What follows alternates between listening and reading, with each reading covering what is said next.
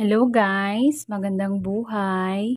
Yan, gusto ko lang i-share sa inyo ang halin na ibenta sa 11 or 11 na mga biik namin.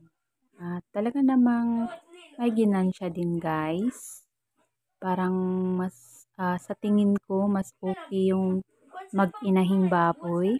Tapos pagkatapos manganak at pwede nang ibenta, yun mas okay yung kita guys.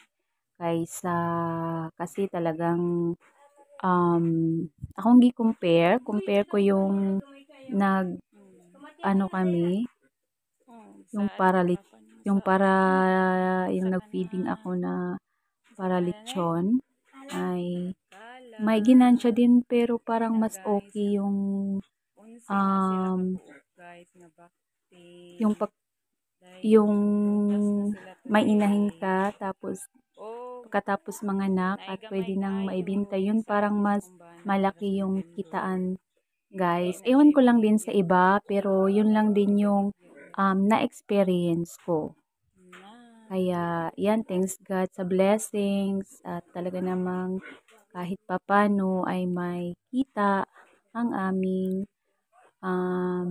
baboy, ang aming piggery. At yun, sa 11 pirasong biik ay naibenta namin ng yung isang biik guys ay 2,500. So, yung 11 na biik ay nagkakahalaga ng, bali yung 10 lang guys yung ibinenta namin kasi yung isa ay maliit. Maliit siya guys. Pero, healthy na biik.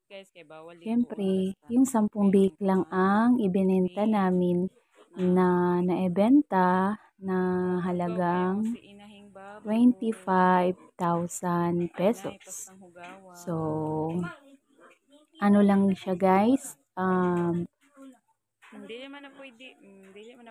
days na lutas. Bisaya pa yan siya guys, na pwede na siyang maibenta. May iba naman ay 45 days bago maibenta yung mga biik. Kaya hindi pare-pareho yung ilang days or ilang buwan na pwede nang ibenta yung mga biik. Yan, malulusog na mga biik at talaga namang cute-cute nila at napaka-healthy. Yung mga batik-batik na yan, oh. Yung isang batik-batik yun, nakita nyo yun guys, yung maliit, yan. Hindi namin yan ibinenta. Siya lang nag-iisa ang nabilin guys. Ayan, si inahing baboy ay happy na. Hindi na siya laging umiiyak kasi laging dumidede yung mga biik. Yan ang mga pugi kong anak, si Kenly at pinsan niya, si Budo. Yan. Kasama ko sa pag-aalaga si Kenly din guys. Siya tumutulong sa akin. Kung wala yung papa niya at si Andre. Yan. Naglalaro ang mga biik. Day today here guys. It's raining. Ay, magkabalak ka mo balik na vlog. Oh, it's raining.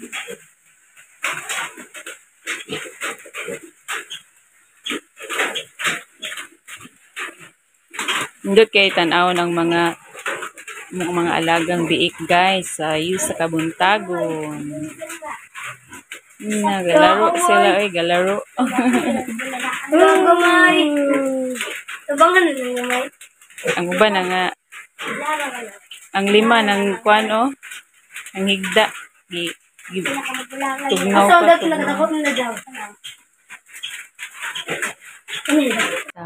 Blessings.